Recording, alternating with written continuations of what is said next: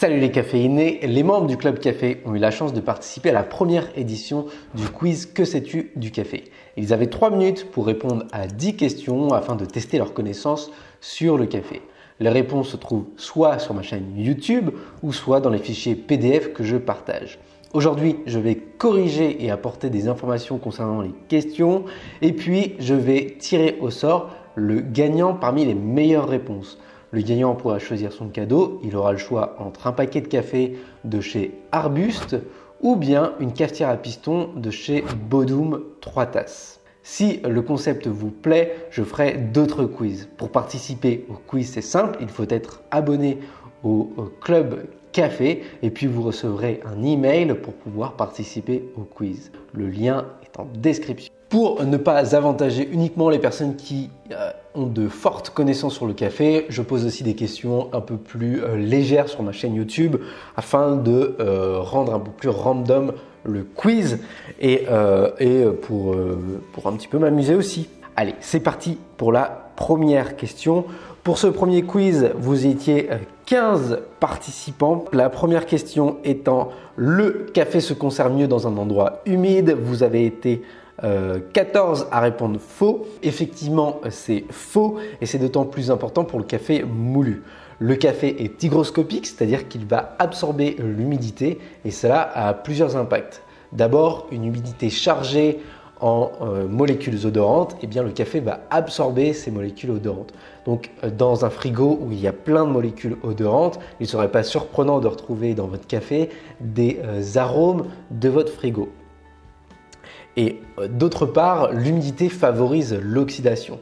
L'oxydation, c'est ce qui va détériorer la structure du grain de café et modifier les caractéristiques organoleptiques, c'est-à-dire modifier les goûts et les arômes du café. Donc ça va tout simplement modifier son goût, donc il faut conserver son café dans un endroit sec.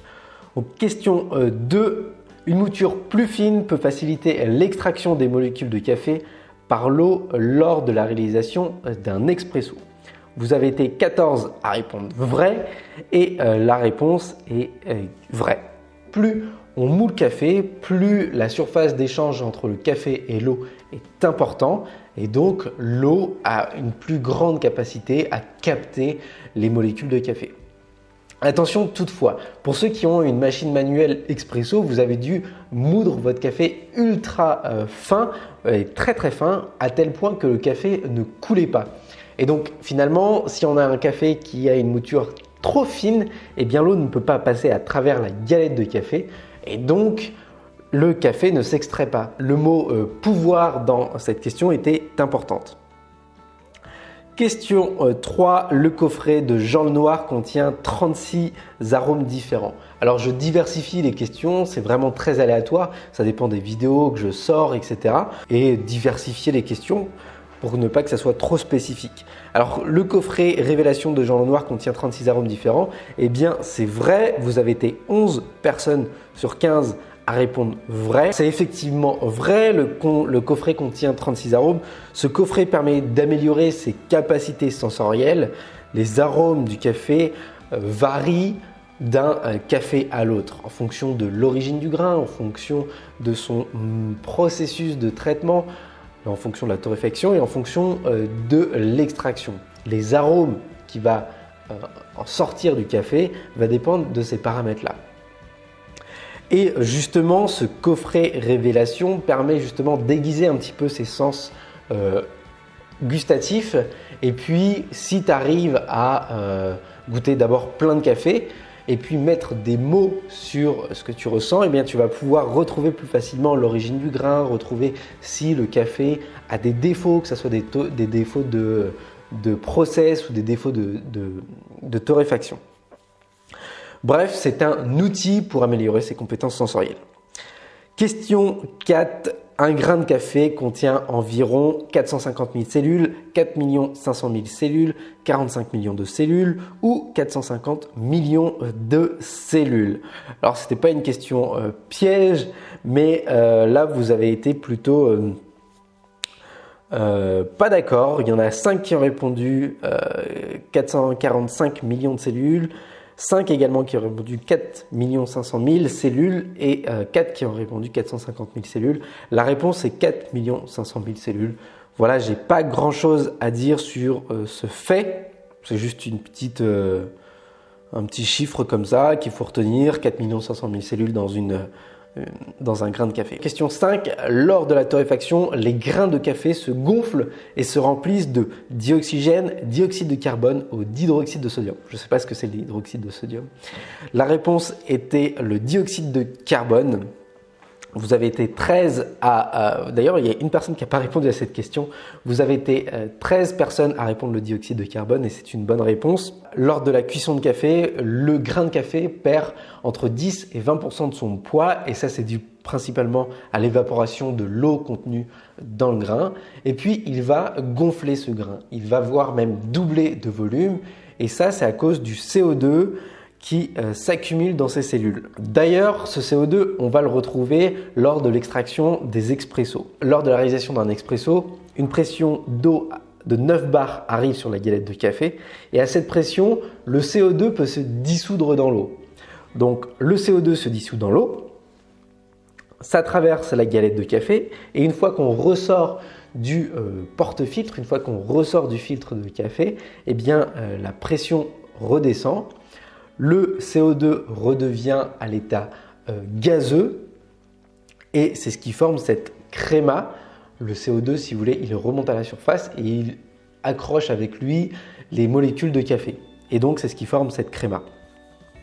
C'est la même chose qui se passe quand on ouvre une bouteille de soda. Question 6. Plus le solvant est chaud, plus le solvant, entre parenthèses, l'eau est chaud, plus son pouvoir d'extraction est important. Vous avez été 11 personnes à répondre vrai et 4 personnes à répondre faux. De manière générale, c'est vrai. Plus un solvant est chaud, plus les molécules du soluté sont agitées et permet une extraction rapide et importante. Pour en revenir au café, souvenez-vous qu'une eau plus chaude va extraire plus rapidement et en plus grande quantité les molécules de café et c'est ce qui va donner un café plus amer. Donc, extraire un café avec une eau plus chaude va donner un café qui va tendre vers l'amertume. Question 7. Environ 30% du grain de café torréfié est soluble dans l'eau. Qu'est-ce que ça signifie soluble dans l'eau? C'est-à-dire qu'on peut le dissoudre dans l'eau. Vous avez été 11 personnes à répondre vrai, 4 personnes à répondre faux. C'est vrai, les 70% sont des fibres insolubles et également des glucides qui constituent à créer la structure du grain de café. Question numéro 8. Selon la SCA, selon la SCA, la Specialty Coffee Association, pour un expresso, il faut extraire entre 5 et 12% des composés du café ou entre 18 et 22% du café. Alors là, la majorité s'est trompée. Vous avez répondu, il y en a 8 qui ont répondu entre 5 et 12 et 7 qui ont répondu entre 18 et 22. En dessous de 18%, on va avoir un café qui est sous-extrait. On va avoir principalement des acides qui vont s'extraire en premier et puis au-dessus de 22%, on va avoir tous les acides qui seront extraits et puis on aura également en trop grande quantité les mélanoïdines et les glucides qui vont donner cette amertume et aussi de la douceur, mais en trop grande quantité. Il faut donc rester entre 18 et 22% pour avoir un équilibre entre les acides et l'amertume. Question 9. TDS signifie Total Dissolved Solid. Alors c'est un terme anglais. Pour faire simple, c'est la concentration en tasse des molécules de café. Un expresso aura un TDS plus important qu'une Chemex par exemple. Question 10 pour terminer. Quel café était le préféré de ma famille lors du cupping de Noël? Effectivement, la réponse était le café d'Éthiopie. C'était un café de chez Arbuste. J'avais fait goûter à l'aveugle 3 cafés. Un café d'Éthiopie, un café de Colombie et un café que j'avais trouvé dans le placard de ma grand-mère. Un café en grains, c'était un café carte noire.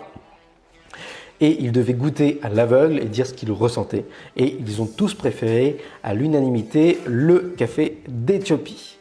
Allez, on va revenir au score. On a 3 personnes qui ont eu la note de 9 sur 10. On a Pierre, on a Bobinou et on a Jeannot Fallot qui a eu également la note de 9 sur 10. J'ai mis les 3 petits papiers. J'espère qu'il y aura plus de petits papiers pour le prochain quiz du mois de février. Et je vais tirer au sort le gagnant. C'est parti. Le gagnant est... Quel suspense! C'est Bobinou. Bobinou, tu vas pouvoir choisir donc ton cadeau entre un paquet de café de chez Arbuste ou bien une cafetière à piston 3 tasses de chez Bodum. Si cette vidéo t'a plu, n'hésite pas à la liker, à mettre un commentaire pour dire ce que tu en penses. N'hésite pas à devenir membre du Club Café pour pouvoir participer au prochain quiz qui est maintenant. Allez, à bientôt.